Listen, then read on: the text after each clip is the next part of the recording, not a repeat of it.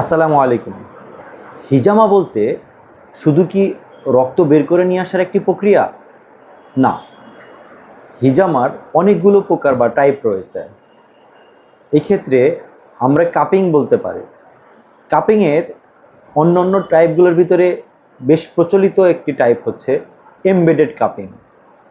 এখানে আকুপাংচারের সাথে cupping therapy দেওয়া হয়।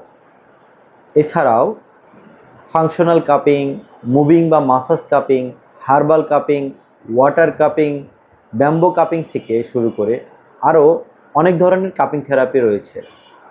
এখন একজন পেশেন্টের কোন প্রসিডিউরটি প্রয়োজন সেটি সিলেক্ট করবেন একজন ডক্টর।